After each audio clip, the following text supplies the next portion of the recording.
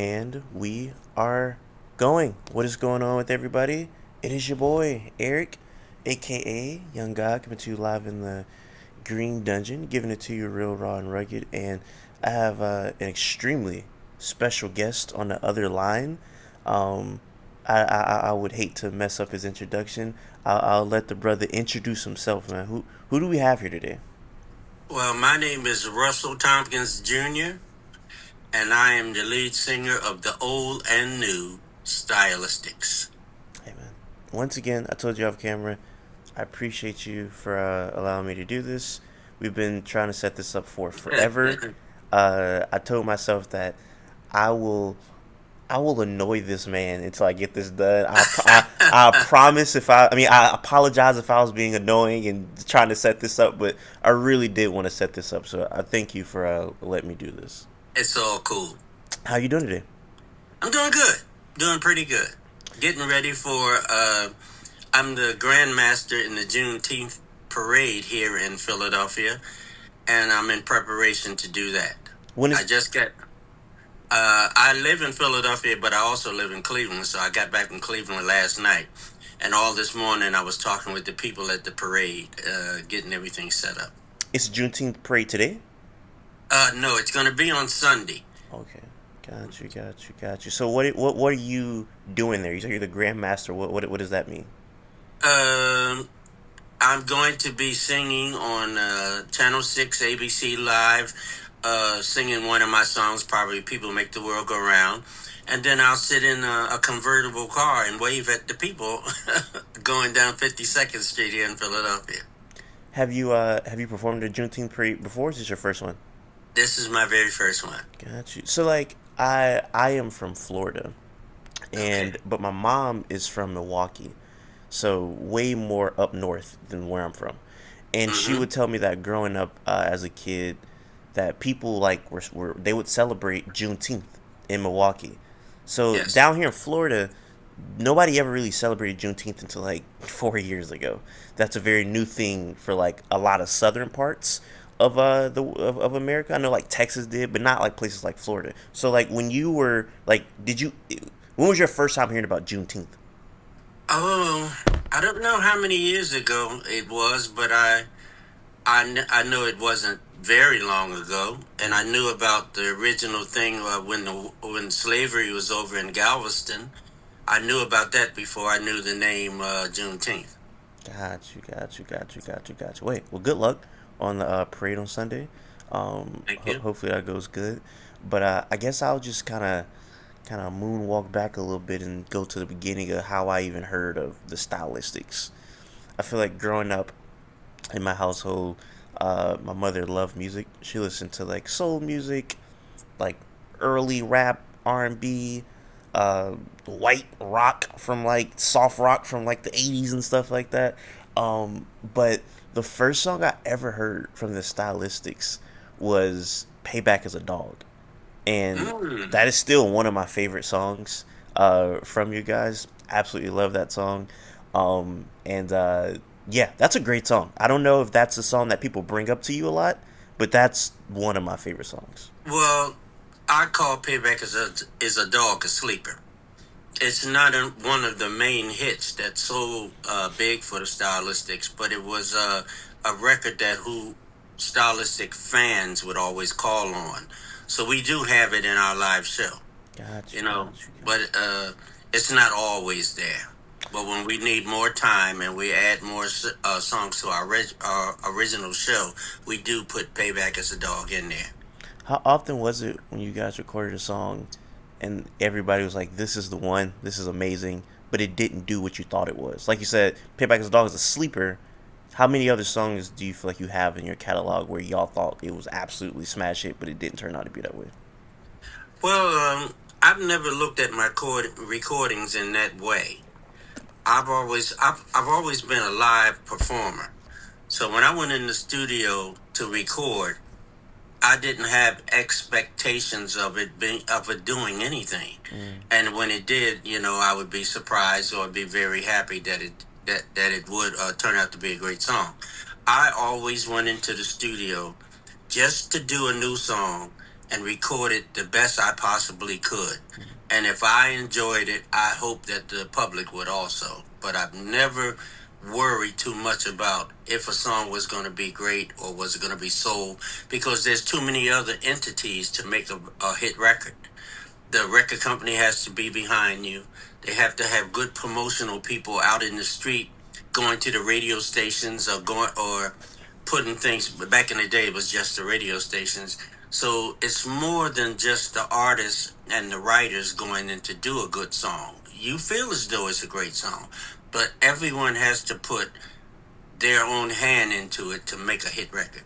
So that's interesting because have you ever went inside of a studio session with the mindset that I'm here to record or write a hit, or was most of your just I'm going here to make good music? I'm going to make good music. I really like this song. It has great potential and it hits me in my heart. I like to do songs that really move me emotionally. And if a song hits me and it moves me emotionally, I know I can possibly do a good job at, on my end to do the song. And if it hits me emotionally, the writers have done their job already. So Okay. if I didn't write it, the writers did, and the composers. So after that, I put down the best vocals I can, and then get the best musicians to come and put a rhythm track down, and the producer probably would do the sweetening on the song. So everything, it's a process, and during the process, you hope that you're doing the best job that you can, and if everything else works out, you got a song that the public will hear. That's the most important thing. You have to have someone to listen to it. You can write and record the greatest song in the world to you, but if no one ever hears it, it's nothing but another song. Mm. I know you can't speak for other people and other entities, but like if you had to guess, or if you do know, in like the 70s for like a lot of black music, do you think they shared your mindset of I'm going in here just to make a good song, or was it the prominent mindset I'm going in here to record a hit? Oh no, because everyone works different. I've worked with other producers that when I went into the studio with them, they would come to me and say, "Russ, this is a hit. This one is a great song. This is a hit." I'm only talking about my approach to it, you know, and I take that approach because I don't want to be disappointed. Mm. If you go in there thinking every record that you make is going to be a number one record, it's going to be a top 10, that might be good for some people, Yeah. but it's not. But it's not for me. Being in a signed group, dealing with labels around that time period, did you feel you had creative freedom making these albums and songs? Well, for me, it was a learning process. When I first went into the studio with Tommy Bell, I was 18 years old, and I was just learning to do my job. And so I kept my mouth shut and I listened. And whatever he asked me to do, I would try to do it to the best of my ability. But at the same time, I was learning from a master. I was learning from someone that I wasn't going to try to tell him how to do his job. I wanted to learn how to do his job. So as I went on from one album to the next album and the years went on, my abilities got better, and my ears and my knowledge of music got better. So then I can say, no, I don't want to go in this direction. I don't want to do this. I could actually make up my mind for myself. And as years went on, more and more, my abilities became better and better. I've been in the business now for 56 years. Mm. So for myself, basically, I know what to do. It's interesting because I listen to like music from that time period, and you'll let's say like a stylistic song or a Marvin Gaye song or whoever. Those are like number one songs in the country. Those are like huge hits, like great music. And I feel like a lot of times when you look at a lot of black R&B music of today, if you want to find, for the most part, music that has like some type of soul and that type of groove to it, you got to like look and search for it. And it's just interesting to see that the type of music that was so popular back then you have to like go on the internet and search, all around just for it. And I don't know if you pay attention to modern black like R&B music, if you agree with that, but that's just an interesting observation I feel like I've made with how music is, kind of turned around for black soul slash R&B music. It's very different than what it was in the 70s, 80s, and possibly even the 90s.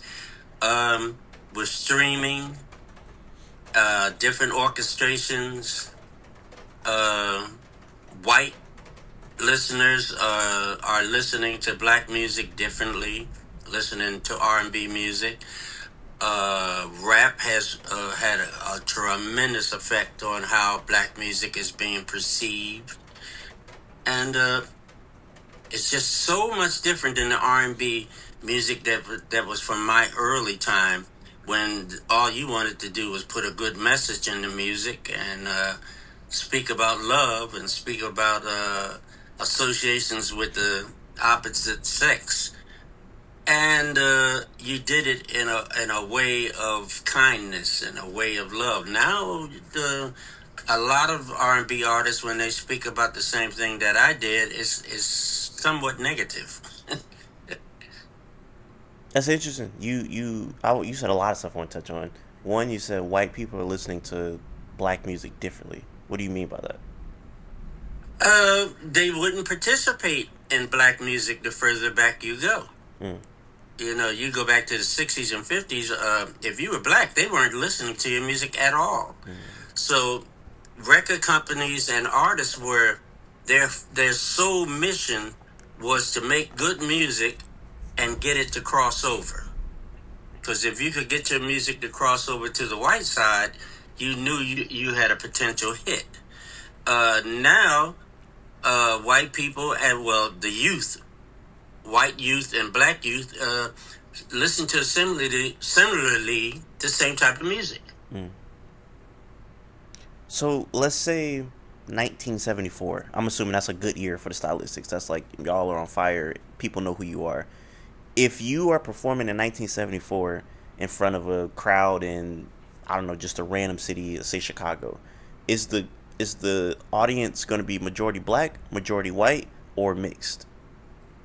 Um, our records had tremendous success because our music did cross over. So if I was working in Chicago, it depended on where I was working at. Mm. If I was working over in the north side of Chicago, or working in a predominantly white area, I would have a mixed crowd because blacks would come there too, and I would have more whites. But if I worked on the south side of Chicago, it'd be all black. Got you. That's interesting. I've always heard about like how Chicago's like a segregated city. I'm from Jacksonville, and it's very similar down here. Um, but yeah, that's interesting about how you're saying like how don't. Well, integration is more prevalent now. Yeah. You know, even though racism has never died, racism is still there and always probably will be. But integration is not the same in every city anymore. Mm. The populations are more integrated. Yeah. See, like, so I'm from Jacksonville, Florida, and like in Jacksonville, it's very much all the black people live on one side of the city, Mhm. and all the white people live on the other side of the city. Like it's very polar opposite. Like Yeah, I've worked both sides in Jacksonville, oh, and how was Jacksonville? it's very nice. Oh, I did a wonderful show in Jacksonville once. It was a lot of artists on it. It was the Manhattans, the Temptations, myself, Carl Carlton, and oh, it was a tremendously big show. I can't remember the female artists on it, but it had to be at least about 8 acts on the show, and it was very, very good. Around what year would you say this was? I would say it was about 3 years ago, maybe less, Got you. 3 or 4 years, maybe less. Was that your first time performing in Jacksonville I know I had been there years ago. I think I've been to Jacksonville in the 70s. with the Stylistics? Yes, How do you remember how that was? it's always been good for the Stylistics. Mm. For that one reason, our music did cross over. Got you. Because it's That's the only reason why we're still around now. yeah. We've been around for 50 something years. And if you haven't had a certain amount of success since the beginning, your career wouldn't be still going. You know, you were talking about how even the songwriting approach is different from back then to now, and it's something I actually want to bring up to you. You look at like "People Make the World Go Round." There's like a message in that song. We brought up Marvin Gaye. A lot of his latter music had a lot of messages, like what's going on. Um, it seemed to be a prominent thing in soul music to have like social commentary, going even beyond just like the message of love. There was a lot of social commentary in that music. Versus now in R&B, I can't tell you the last big R&B song that had like a social commentary message inside of it. Why do you think it was important for y'all to put that in there in that music? I think basically, the further back you go into R&B music and black music, you're coming from people who are oppressed, people who grew up in poverty, people who grew up in the ghetto, people who had to hustle, people whose parents had to work hard and hustle. So when you are an oppressed people, you tend to attack. You know, Marvin Gaye attacked. He was writing his songs during a time when black people were fighting back, during a time of when Muhammad Ali was saying, "Look, I'm not going to war. I'm not going to fight nobody. You won't even acknowledge me here in the United States, but you want to send me somewhere on the other side of the world to kill somebody who's never done nothing to me." And them type of things made writers like Curtis Mayfield, writers like Isaac Hayes, Marvin Gaye. At a time when I did People Make the World Go Round, my writers had that same type of feeling.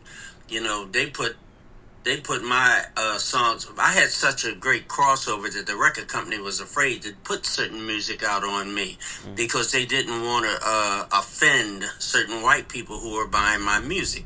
So when I made my album, my Round Two album, when it first came out, it had two black fists on there and Afro pick in the back. No more than months, they took the black fist off and start selling the album looking just the world and calling it Round Two. So that's my white record company afraid of losing sales, you know. But for the question, to answer your question, black people were coming from their social standing. That's what made them write songs like that during that period. When did the Black Fist come back on round two? Because they're back on it now. Yeah, years later they put it back.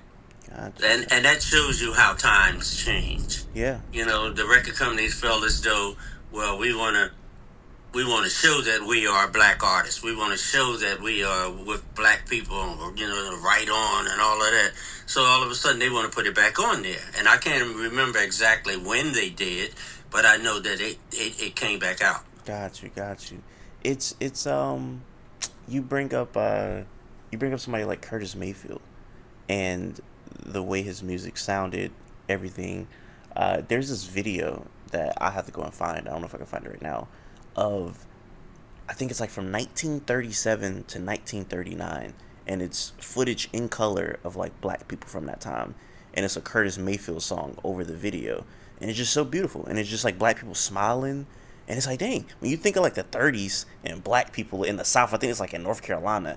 I don't know. You'll think of like I don't know. You just don't think of black people like happy, but it's just so good to see like our people happy around that time, and the soundtrack is Curtis Mayfield, and it's just cool to see. Black people have always been able to make the best of whatever they have. And to be oppressed all the time is not to live. You know, you have to have happiness in your life. Men and women still got married. They had children. They tried to make the best of what they could for their children, and living basic life, going to church, reading a good book. All of them things bring happiness, and to black people's lives. Yeah. So they're not always oppressed. They can always make, that's like myself. When I was growing up, from the time I was born until I guess when I went to junior high school, around 12, 13 years old, I had no idea what my social standing was because I didn't think I was poor. I thought that what I had and what was in my surroundings was all that was. Until I guess my people got a television set and I start seeing other people living differently. I start having more contact with white society, knowing how white people lived.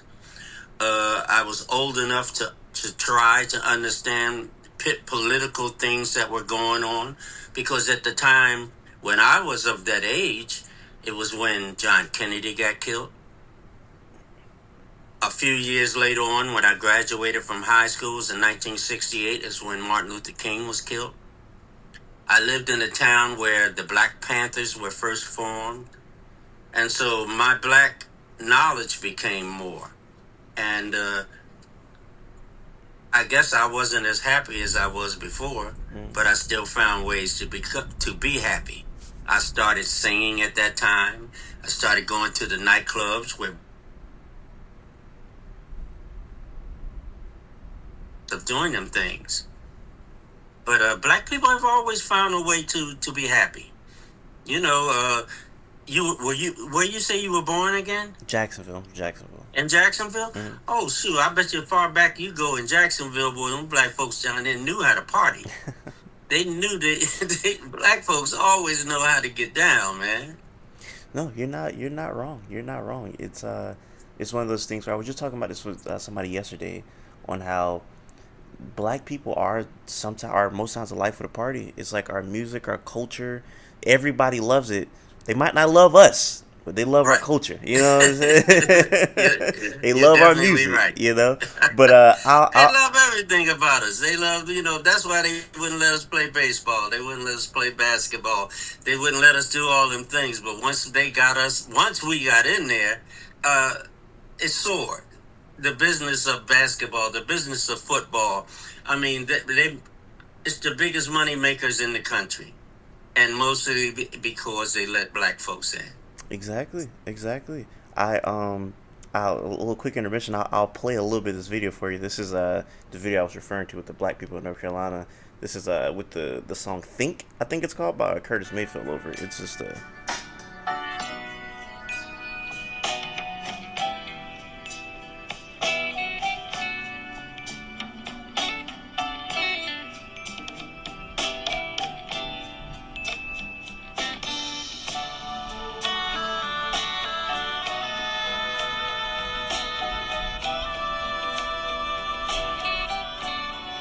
and I don't know. I nearly get emotional watching that because, like, man, it's so beautiful. Like, the music is beautiful, the people are beautiful. Just love to see black people like that. Yeah, I grew up watching that. I was one of them kids, like that in the 50s. That, ran around in the streets and partied, liked to dance, singing and dancing. All that came natural. Nobody had to show me how to do that. I just learned to do it correctly to be in the business that I'm in. But shoot, I was trying to sing songs like that when I was young, and my mother's had parties in the house, and I'd learn a new song, and she put me up in front of the whole party and had me singing them. And that's when I found out I can make some money doing it. And you talked about why it changed and people were coming from oppressive backgrounds, and that's why the music sounded like that. But you fast forward to today, what we're talking about, there's still racism, there's still police brutality, there's still all type of crazy stuff.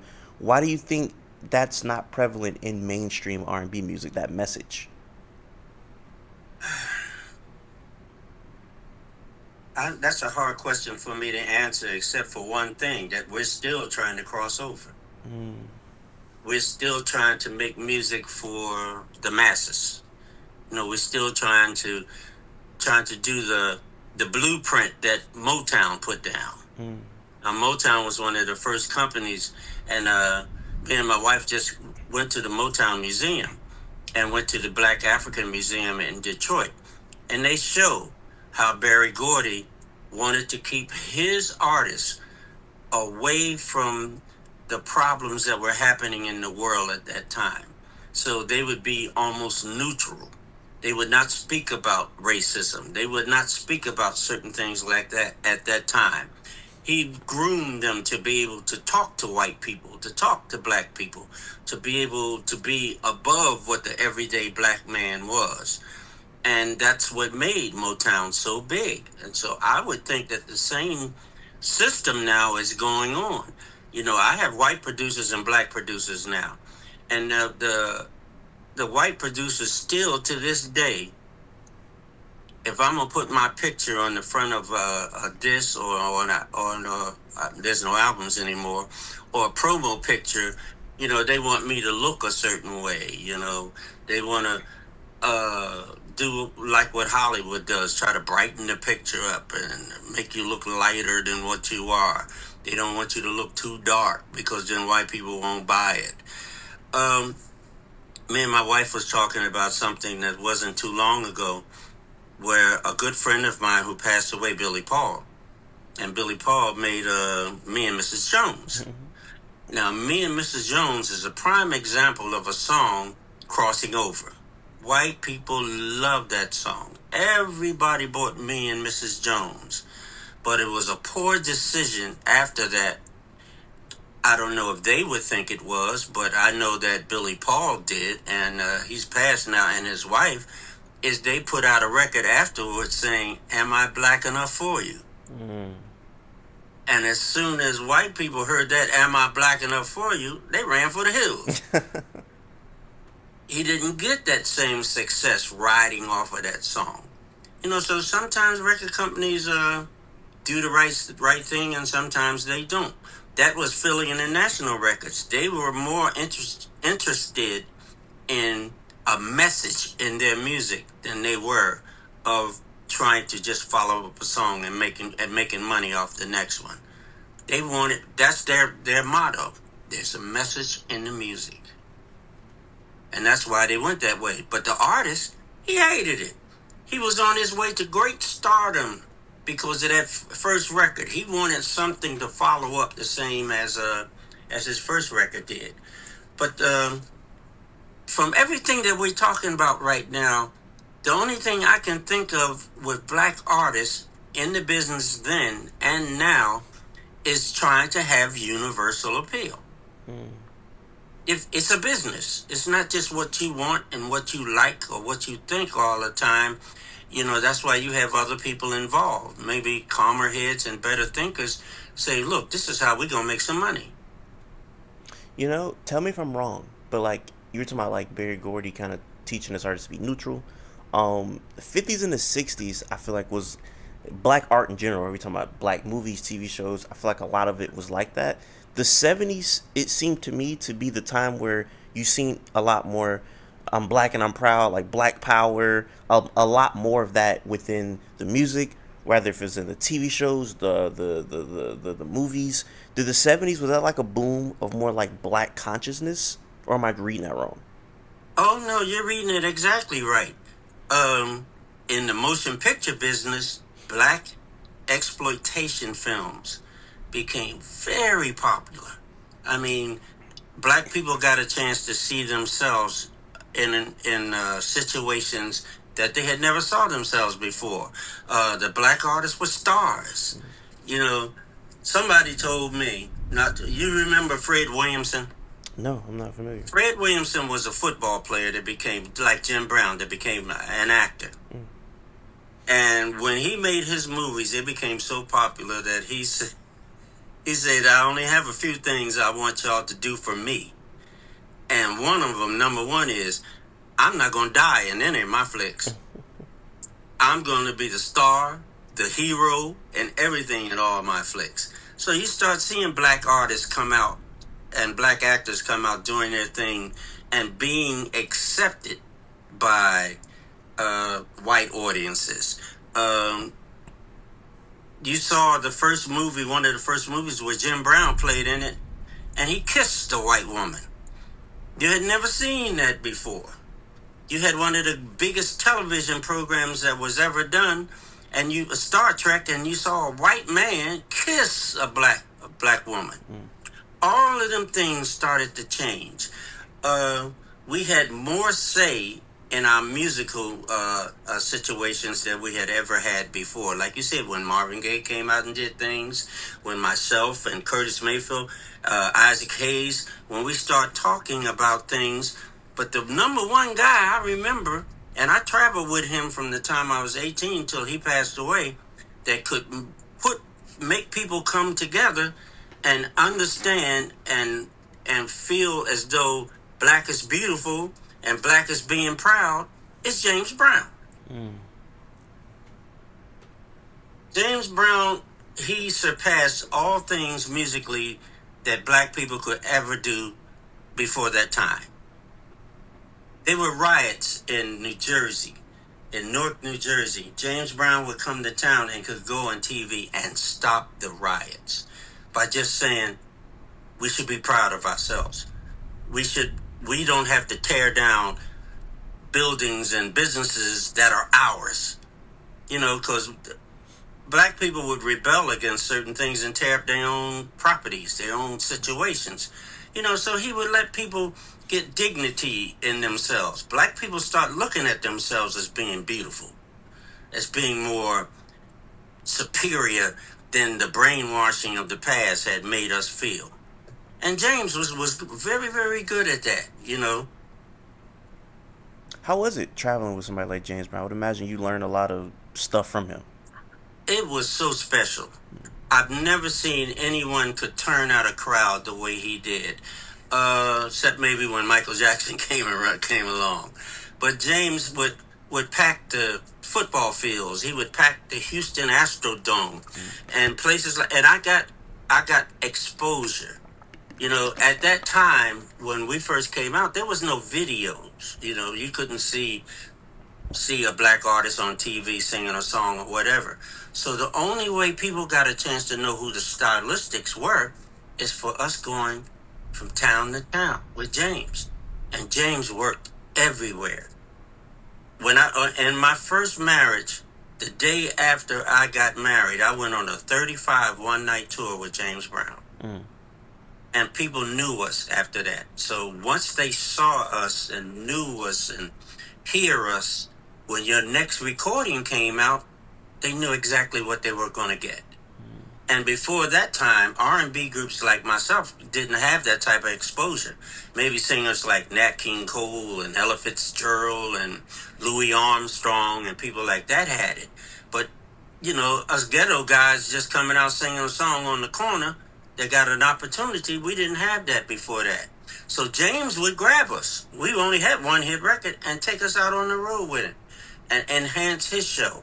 You know, a lot of people think he was a crazy man and he was this and he did that, shooting up places or whatever. But he had vision. Yeah, I have heard the crazy stories. That's why I laugh. I have heard the crazy stories by James Brown. Hey, man, he had vision, but he's a brother too. You know, before we move out of just talking about just general 70s music, I do want to ask you about this. There's a documentary I watched called The Year Music Changed in 1971. It's one of my favorite documentaries ever. And they talk about everything from black music, rock music, country music, literally every genre in the year of 1971, and basically saying how pivotal 1971 was for music. In 1971, y'all dropped self-titled The Stylistics. So just from somebody who was around and in the music industry in 71, do you remember that year or that time period being pivotal for music? Your picture is frozen a little bit. Yours have. I don't know if mine is frozen. No, yeah, you're good. You're good. You're still okay. Good. In 1971, I was 20 years old. I was nowhere near or had the perception that I have right now.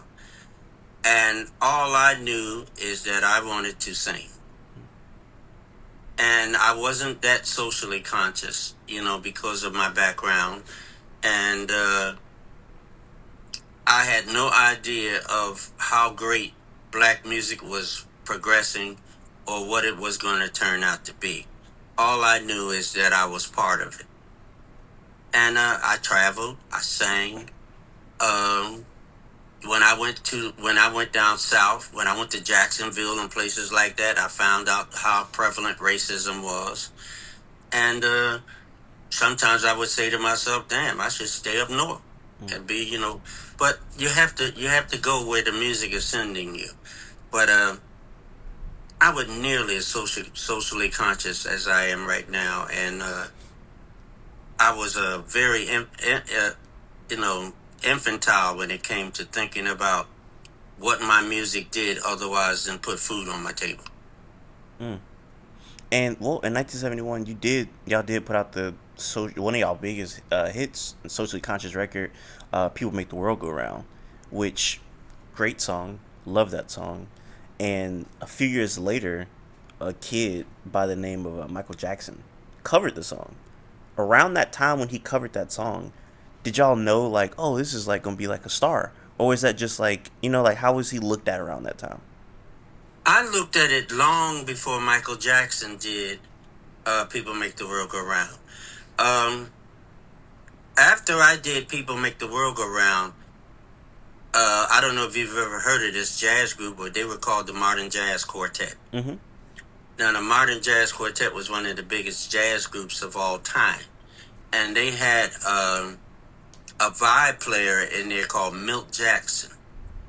And when that was the first reproduction of People Make the World Go Round that I heard. And when I heard Milt Jackson do it, I said, this song is going to be very special. It already is very special. And it's always been one that jazz musicians and musicians, period, have flocked to. Um, I went to Detroit this weekend past, me and my wife, to see my cousins. And we went to one of the oldest black jazz clubs in the country called Baker's Piano in Detroit. And we went in and sat down, and I'm not a person that go in to advertise who I am or say I'm a stylist or nothing like that. Yeah. So me, my wife, and my cousin and his wife, we went and sat down, and we had, had some cokes and listening to the jazz. And the first song that the musicians played when they came out was "People Make the World Go Round." So evidently, my wife and everybody turned around and looked at me. So I'm just listening to the song. But my cousin is a little rambunctious, so he went over and told the band director, you got Russell Thompkins Jr. in the house. He's the one that made People Make the World Go Round. So after that, that usually happened when I go to a jazz club, they ask me to come up and sing. Mm. So I went out and I sang People Make the World Go Round. And then most of the times, if I'm in a position that's like that when I go out and see bands, that is the song that I sing. Mm. Because they know it. Young, old. I mean, even young people now that don't know anything about the Stylistics, if you tell them the song that was in Crooklyn, then they know who it is. Well, that's the thing. Like Crooklyn came out years later after that, but the message is still relevant today. Like the whole song is something that still applies today. A lot of the music, like we were just talking about Marvin Gaye making "What's Going On," a lot of that is Oh still yeah, relevant today. You know? there's really nothing new under the sun sometimes, and it's just packaged differently. Yeah. You know, racism is there. Racism will always be there as long as there's different classes, as long as there's different races, and that's going to be forever. Some people will not be accepted, and some people will. It's how you deal with it and how you live your life. You live your life taking care of uh, treating people the way you want to be treated yourself, and trying to do the right thing. Life turn out better for you. But Mm. if you're a person that's not trying to do the right thing, the wrong thing is going to happen to you. So nothing is really different. And one reason and what shows it is art, Mm. because life always imitate art. Them songs that were made back then, they're still hits. They still being played. They're still being used by rap artists and different people like that. uh there's the young artist out now. I really love the way he do his music, and he has an old style about his music and he's very successful as Bruno Mars. Mm. He's good. Bruno Mars Yes, is he is. really really good. I don't know if you're familiar. He put out an album with this guy named Anderson Paak. I think you would also really like him. He's like a light skinned dude, and he can play the drums like crazy. But he sings. He's a singer, but he's Yes, also he works with Bruno yeah, Mars. yeah. So you know about him. He's great. So Yeah. those two definitely are some of my favorites. Also, before I forget, I did want to ask you: did you ever get a chance to meet Michael Jackson? Oh yes, I met Michael Jackson. Got you. Over my 50 something years, I've met almost everybody, Yeah. except for a lot of the new people. But the old heads, I know the old heads. Yeah, I was looking behind you. Are those like what are those pictures behind you? Old heads. Did you know all of them? Yes, I did. We all worked together. Who are some of those people? Let me turn around and look.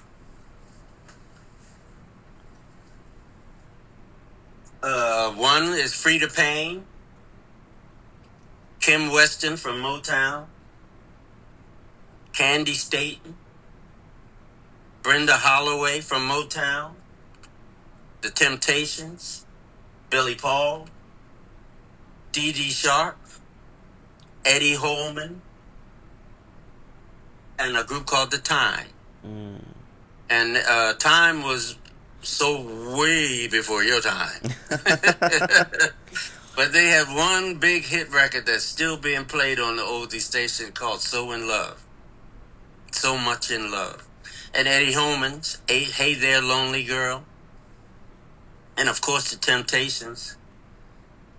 I got Peebo Bryson up here. I got Percy Sledge, When a Man Loves a Woman.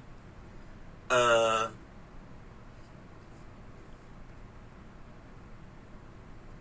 what's this guy? Eddie Floyd, Knock on Wood. Uh, Ashford and Simpson, Martha Reeves. All of these people, were stars. They were stars before me. Yeah. And No, I got a chance to work with them. it's so funny how a lot of this, like you said, old music is being covered to this day. A lot of these old music have like 1,000 amount of covers. Like for example, I know Otis Redding has a version of Knock on Wood. I have no clue Yes. if he was the first. Is he the first one to do knock? Who's the first one to do Knock on Wood? Eddie Floyd. So he was the original. And he wrote it. Got But you. they all were on a record company that was in Memphis at the time called Stax Records. Mm. And Otis Redding and Eddie Floyd, and they had a their stable was very very big. Coming out of it was even Al Green. Mm. That's a yeah. I mean, you're just like the people you got back to. Even I love People Bryson. People Bryson is I feel like kind of underrated in my opinion. So even him back there, love all those people. He's the Pavarotti of R&B music. He's still working, still singing. He is great. Shout out to him. But yeah, to kind of because I want to talk about like some of my favorite albums from y'all. But before I do that, y'all existed in multiple decades, like very similar to the Isley Brothers. Like I look at the Isley Brothers, and I'm like, bro, they have hits from every decade that you could look at, and Hmm. similar to y'all. So when y'all are getting y'all kind of start in the '70s, and people are knowing y'all in the '70s, but y'all also are making great music in the '80s.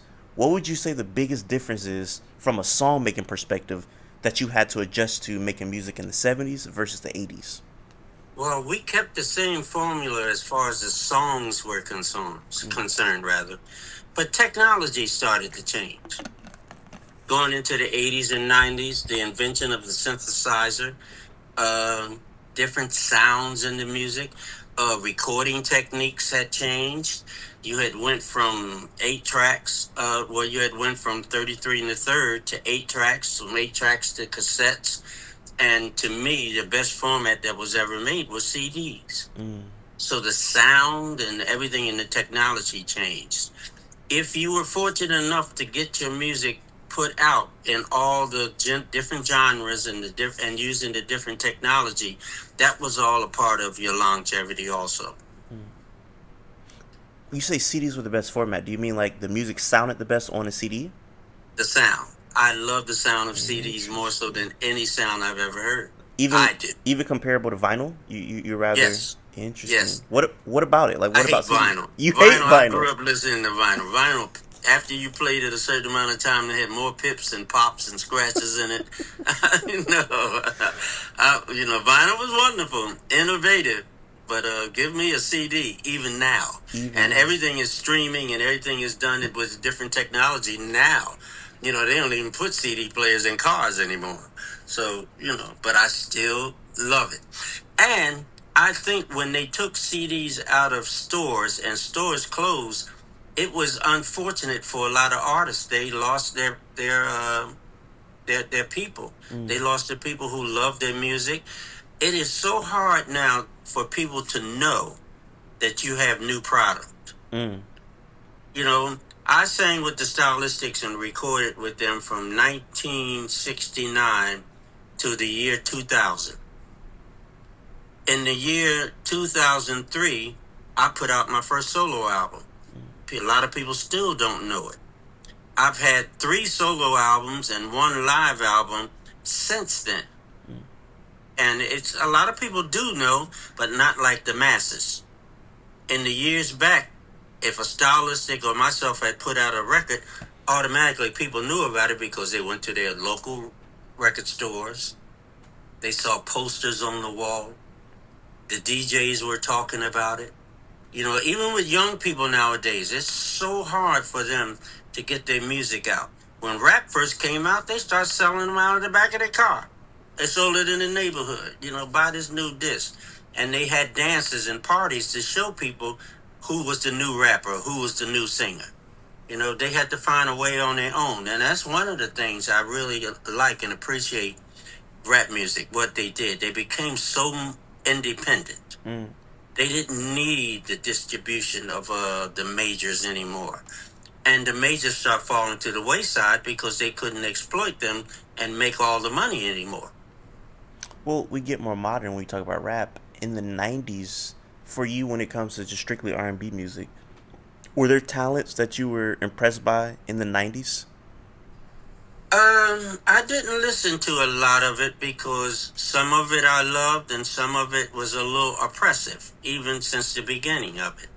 I saw people like Dougie Fresh and all of them when they first came out. I saw them in clubs in New York City, and I thought it was very good. The talents they had, the thought processes, the memory of all the things they did, like remembering lyrics and putting them out there, and the rhyme and the different parts of it. Then there was a period where rap had become something I didn't like. Mm. Something that, wait a minute, that's a little offensive. That's not what it is. But people got a right to do what they want to do. So, I don't get into it. I'm still old school, I don't even listen to my own music too much. I still listen to the Temptations and stuff from back in the 60s Yeah, and things like that, white and black. yeah. But that's my preference. I know you said the rap it became a little too much. What about the R&B side of like the '90s? It was great. Mm, It was great. I mean, there were artists that were coming out. I mean, artists like I can't think of their names now, but they were artists who could have been stars if they had sang old style music. If they had sang the music from the 70s or the 60s or the 70s, because they had the same talent that we were born with. They just decided to do it differently because everything changes. The people of the day, young people, or even the young people of that time in the 90s and 80s, they had their preference of what they wanted to hear. Music started to change a little bit as far as everyday people, I think around that time that you was talking about, 1970s. In the 60s or whatever, we grew up listening and enjoying the music that our parents liked. mm. But when 70s came around, going into the 80s and 90s, I think the general public started listening to music that they liked because the people from back in them, their parents and stuff, hated rap. Mm. I mean, there's people, older people, my age or whatever, back then, they literally despise rap. I literally despise certain types of rap. but there was certain types of rap I could see creativity in, Mm. and it stood on its own. It's been around now for what, 50 years? Mm-hmm. Everybody thought it was gonna come out and just go away. Oh, they ain't gonna be playing that next year. It's been around 50 years. And nothing stays around like that unless it has some substance to it. So, that's another thing. Music, I let it live and let it live. Mm. I talk about this all the time when we talk about staying power. I always say, like, the music of the 2020s, so now, the music of today, I always ask myself, what is the music that's here now that's going to be here 50 years from now? The songs. Because I'm listening to the music that was out way before I was born. I went out when the Stylistics was making all of this great music, but I'm going back and listening to it. Even if we go a little bit early in the 80s, I wasn't born in the 80s, so but I love all Whitney Houston with the "Baby You Get Good Love." Like that's like one of my Hmm. favorite songs ever. You know, There's, but al- there's always going to be people like you and me. yeah. Music is like a book, Mm, or like a history book. I mean, some people will go back and look at a history book of music and see people's names and say, "I wonder how that sound." By then, the technology will probably be so good mm, that when they see all these old names, they'll be able to just push a button and see how it sounds mm. and make their minds up for themselves. Oh, I like that. Let me find out what else was happening during that time. Technology will change everything. Your cell phone has already done it with YouTube. Mm. When you hear somebody's name from the 40s and say, "Damn, I wonder how that sound." Go on YouTube, bang, pull it right up. Technology changes everything. It's crazy. You talk about streaming. I use Apple Music, and on Apple Music, I could just type in 1950s hits, and it'll show me all the hits from the 1950s. So it'll show me everything, so I can understand like, oh, so this is what they would listen to in the 50s. Right. So like you said, technology is crazy. My wife showed me something that I didn't know. That when she goes on YouTube or whatever, and she puts one of my songs in there, it will play songs that are relevant, songs that came out during the same time, Mm-hmm. songs that were of the same genre, the same artists, or same people that were my competition during that time. They play a stylistic record. The next one is a Shy song, Mm. or the Dramatics, or the Temptations, or the Delphonics, and I find that very nice. Yeah, no, for sure. It's like one of the things I like to do when I listen to old music on YouTube is I go look at the comments, and the comments are always just nostalgic. It'll be like, "Man, I remember this song came out in 1975, and I was finna go to school, and da da da." Like that type of stuff. So like, if you ever go look at like the stylists on YouTube and just read the comments, it's always people just saying like, "Man, I remember I was a kid and I heard this going to my dad's house, da da da." So like that, I love that type of stuff. It be guys when they hear stylistic songs and they look at their sons and they tell them, "Son, I made you off of this song." One song that you guys have that I like that's not on streaming services is "One Night Affair." Oh, okay. That That's was on Teddy Randazzo wrote that. It was on it's a song that I do in Europe a lot. mm, The people in Germany really love that song, "One Night Affair." really why do you think Germany likes that song so much? I don't know. I really they got some people over in Germany that are gypsies. Mm, And gypsies have a worldwide network where they can talk to each other. And it was two albums that they really loved by the Stylistics. It was the one called "In Fashion" and the other one was called "Love Spell." mm, And they really the origins of why they love it, I don't know. But it was all the way up until 1982 that we made the "Hurry Up This Way Again" album, that they loved a song on there, and it was called um Ooh, My Heart. mm. And these people would put in their contract when I went over there to work that I would sing "My Heart" as many times as they wanted me to. Wow. Not one time during the show, but if they asked for it again, I had to do it. And if you don't want to do that, stay home. That's interesting. That's I never even thought about like certain countries wanting certain songs that like even Americans don't want to hear. That's interesting. Have you Oh, there experienced was, that anywhere else? oh yeah, there was a time in 1973 when I did my first three albums. Was the original Stylistics album, Round Two, and Rock and Roll Baby. We switched writers, and we went to work with a company called H&L Records. And a lot of people here in the United States didn't like the records that I made after that. But I got a gold record in Japan. I got a platinum record in England. I got a gold record in Australia. And it was all off of one song. And that was called Can't Give You Anything But Love. Wow. And you rarely hear it here in the States. So different people all over the place, they like different things. I went to communist countries. And the group, we would go sightseeing and walk down the street. And the communist people would say, Americans, go home, get out of our country. But that night when they came to the concert, they partied right along with us. They knew the music. Some people don't even speak English, but they knew the music and they listened to it. Music can transform anything. Mm. You're not wrong. Music is like a universal language. Like you said, you don't even got to speak the language of the music, but when you know it's good, you know it's good. So Yes, yeah, yeah. it hits you in your soul. You know, for years, songs made in Italy, songs made in France were the most romantic music that was ever made, Mm. and Spanish music. And that influence came to the United States because when they all came from them countries to live in the United States, they brought their cultures with them. Mm. And that's one of the biggest things that has happened in the United States since the beginning of the United States with somebody, and I don't want to get too political, but somebody who's the president of the United States want to eliminate. You're not wrong.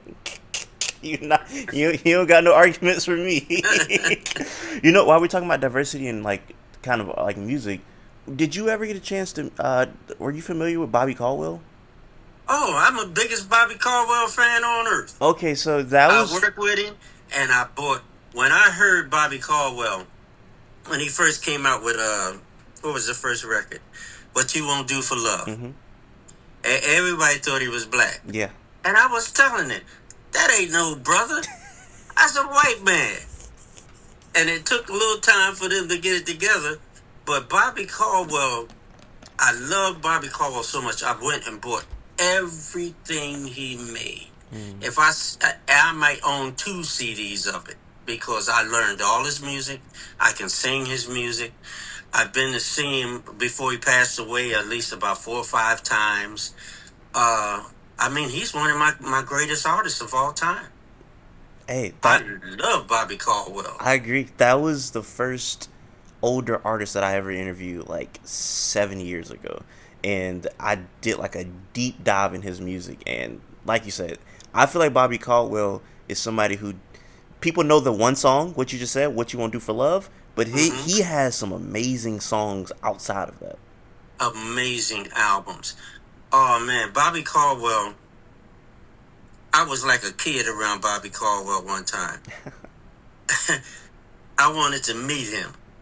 And I had some bad experience with other artists that I don't get in artists' faces because some artists can be really a-holes. hmm But I loved Bobby Caldwell. He was like as close to me as you are with this phone. I'm looking at him, and I'm talking to jazz artist Richard Elliott. I'm talking to Gerald Albright, and big jazz artists, and they know how much I like Bobby Caldwell, and they kept saying, "Go ahead over there, Russ. He's a cool guy, man. You ain't got no problem talking to him. Go ahead over there." And I didn't do it. Mm. And I never got a chance to really sit down and talk to him and tell him how much I really loved his music. Man, nah, yeah, he's amazing. It just listening to like that album that song we're talking about is on has so many songs I love. Like he has a song called "My Flame," which I Mm-hmm. absolutely love. The "Ooh, My Flame," Yeah. that song is crazy. Like he's covered songs or he has songs that he's covered that have showed me like the original. Like he has the song that he covered called what is it called? I think it's like don't call my neighbor. and I forget Oh yeah, who originally sung that song, but I the love him. emotion. That's the Emotions, right? Yeah. So Yeah. he's special. Yes, he is. I mean, he was really, really, really great, man. And you know what his roots are, What? and who he did a show. He did his songs in his shows, but he had a special show that he did every year with an orchestra. He's Frank Sinatra. Mm. He can sing just like Frank Sinatra. And when you compare Frank Sinatra's voice and his technique to the techniques that Bobby Caldwell did on his songs, you can hear it. Mm. That's interesting. I have to go back and compare it. I never even thought about that. That's really interesting. What he did albums of all just Frank stuff Really? and shows of all just Frank. Yeah, Wow. that was his man, Frank Sinatra. Wow. It's interesting because you talk about like how you're with the jazz artists, and you said the jazz quartet had covered the world go around. People make world go around. Were you into jazz at that time? Oh yes, my father sang jazz. Okay. Yeah, I've been into jazz my whole life. I've finally got a chance now that I have a lot of control of what my business is.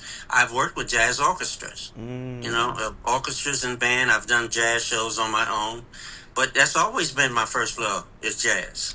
I've been doing so much research on like old jazz artists, and I had no clue that Kool and the Gang started off as a jazz group. We started off working together, Really, doing shows back in the 70s and 69 in New York and Philly. I really. knew all the guys, all the original dudes, and they did nothing but progressive type of jazz all the way up until JT got in the group, Mm. and that's when they start funking you. And when they hit that funk, the records start selling. Yeah. So they stayed there, and they really done that. But I remember them guys. I remember them when Summer Madness first came out. Mm. What genre is Summer Madness? Well, I don't even know what type of song that is. It's R&B, but It's it's R&B. progressive. Mm. It's progressive. It's like fusion. Mm. They play it on watercolors all the time. In fact, they don't play Kool and the Gang's version. It's about two or three other people who have done it. Mm. Richard Elliott has done it, and they played their version of Summer Madness on watercolors. Mm. Great song. It's funny because y'all two are comparable in a sense where y'all are some of the most sampled people in hip hop. You, the Stylistics, and Kool and the Gang. Even Oh yes, Kool and the Gang got one of their jazz songs, I guess, sampled, replayed. I don't even know the terminology. I guess it's an interpolation of the song that D'Angelo, the R&B artist D'Angelo, did in the 2000s on his album Voodoo. Which that's how I found out. Like, this isn't a D'Angelo song. He has a song called "Send It," and it's one of their songs that they did like on like their jazz album, and it just blew my mind. I was like, "This is what? It's crazy stuff to find Trem- out." tremendously successful artists. Mm-hmm. I mean, all of them. I mean, all the way back before JT. But when JT came in, Yeah. they really did a job. When they started doing Diana and songs like that, him singing them songs, they were really tremendously big. And they just lost another member about a week ago. One of the original members just passed away. There's on. I think it might be only Cool still left. Yeah, yeah, I think so. I think he is the only one. I think he is the only one. And like I I said, had a whole horn section in the 70s that worked with me and left my band and went and worked with them. My horn sheesh, section went to work with Cool and the Gang. that's it's crazy to see how literally all of y'all music is still played to this day. Like to this day, you'll hear all of y'all music played, and like I said, a lot of younger people may find it through samples. So when that first started happening, and you're seeing like this new thing of people sampling older records, what was your thoughts on that when people started sampling y'all records? Well, even before that, after the 70s, when the 80s first came in, I thought to myself, well, I guess this music gonna die away. Every decade, it just seemed like it came back again. Mm, And I was like, this is some kind of miracle. mm, And then when it got into the 2000s and the R&B artists start sampling, I mean the R&B artists and the rappers start sampling stylistic music, I'm like, there it go again. It's got new life. I guess I can keep another job for another 10 years. I can keep working. Nah, that's that. Have you? Do you have a song that's your not a cover, but a favorite song that's sampled, y'all?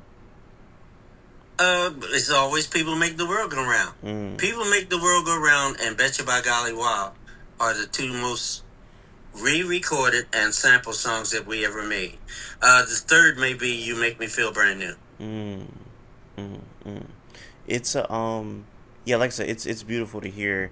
Like I would listen to a song and they'll sample it, and I'm like, that's crazy. So that it's always beautiful to hear that. And one thing I do want to ask before we get out of here, one of my favorite bands of all time, who, like you said, it seemed like y'all done met everybody. Did y'all ever interact with Earth, Wind, and Fire? Oh yeah, I worked with Earth, Wind, and Fire many times, Mm. many times. Yeah, I know most of the guys. I get along fairly well with Verdine White. Got you, got Me and Philip Bailey are a little shaky. you. It's funny. When you That's Google, one of the best bands that ever came out in the last 50 years. like I said, you listen to Stylistics, you listen to Earth, Wind, and Fire, and you just feel like free. Like you just hear freedom in the music. It's like you guys were just going in there and making whatever you wanted. Cause like you can listen to certain Earth, Wind, and Fire songs, and it's like experimental a little bit. Like it's like, but this was a mainstream act. And now you hear a lot of the mainstream black acts. It's like they're scared to kind of push that envelope of different sounds. It's like they're just cool with the status quo. Where you guys were doing like cool things with the music. A lot of times it's not the artist. The artist can, after a while, if they can stay around long enough, they can get artistic control. Mm. And then any other time, it's always the record company. Mm. The record company and the people. A new artist will come out and get a hit record off of one style of music, and the record company want to keep them there until they wear it out. Mm. Every the next song will sound like the last one. The next song will sound like the last one, until people get tired of you doing it, or you're just that damn good at doing it. Yeah. And somebody who was really that doggone good at doing it. I don't think I've ever said this on camera before. There's an artist that I think y'all toured with, or a group that y'all toured with, whose song made me cry one time, just because it's just such a beautiful song. Always and Forever by Heatwave. Oh yeah, I knew Heatwave was the lead singer. He's been passed away a long time, and Mm-hmm. his brother passed away not too long ago. But I was working in England, 20, 30 years ago. And I worked at this place called Albert Hall. Very, very prestigious Yeah. place to work at in London. And these guys came to see us. And they had just finished coming out of the studio. And they gave me their cassette of what they did. And it was Heatwave, the very first album they did. And for the rest of that tour, when I was out working months, I wore that CD. No, it wasn't CD. Then I wore that cassette out. They had a song on there that I love called "All You Can Do Is Dial," Mm. and before "Always and Forever." And the secret to what they had was a writer by the name of Rod Temperton. Mm. Quincy Jones stole him. Mm. And he's the writer of almost all the songs on Michael Jackson's Off the Wall album. Ah. And he did George Benson, and he did the Brothers Johnson, and he did Patty Austin, and he passed away too. But he was the ingredient, the main ingredient in Heatwave's music. Mm. That's interesting. That because I've been listening to a lot of Jacksons and Michael Jackson. What do you think made him what he is today? Total exceptional talent. Mm. Born with something that only a few artists are born with, Mm. that make them above the top. Dancing, singing, business, the right associations.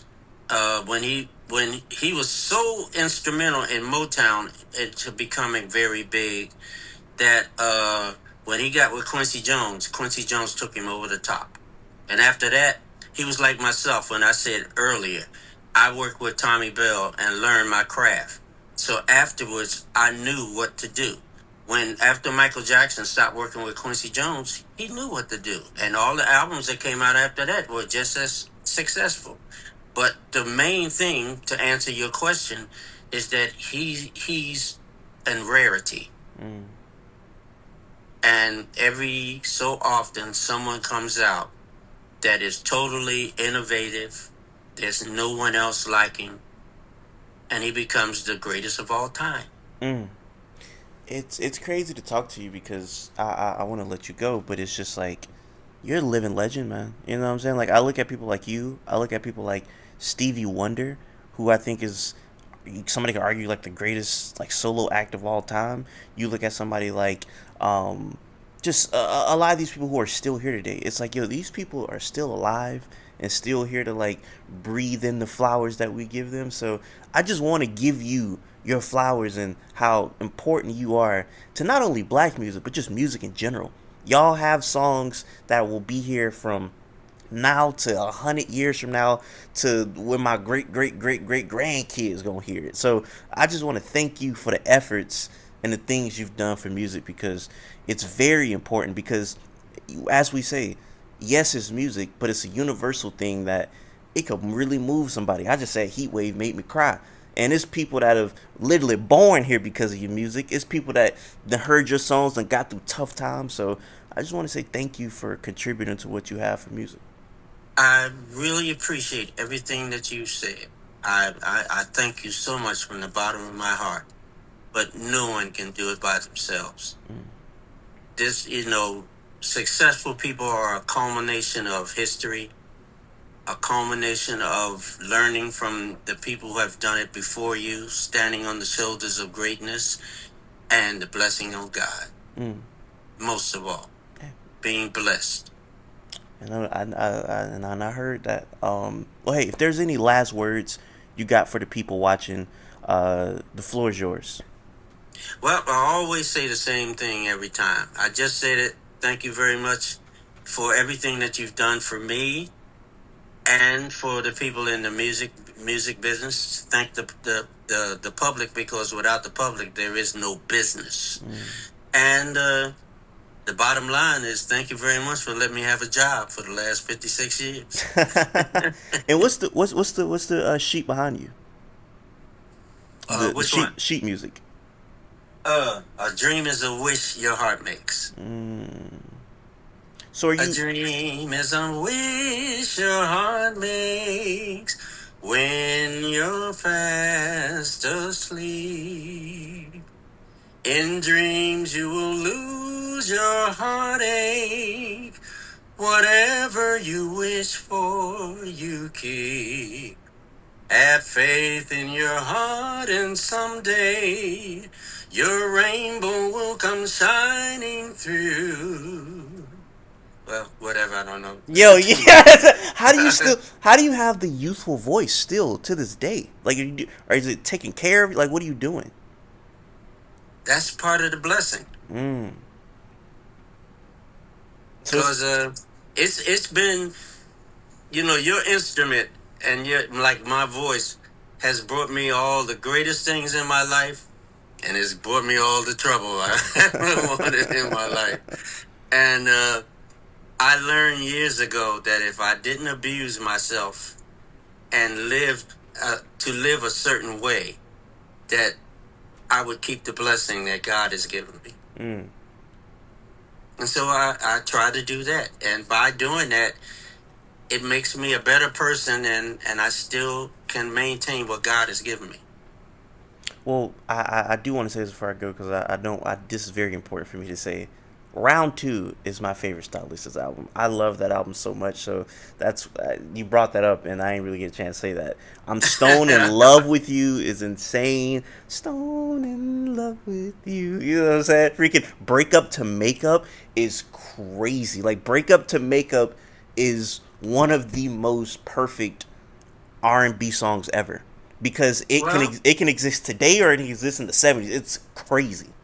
well, the next time you hear Not the Stylistics, but Russell Thompkins Jr. and the new Stylistics. Give Mm-hmm. me a call. Come past and see me. Hey, I will do that for everybody watching. I appreciate you guys. Until next time, I say what I mean what I say. Haters gonna hate, players gonna play, and you guys holler at your boy. And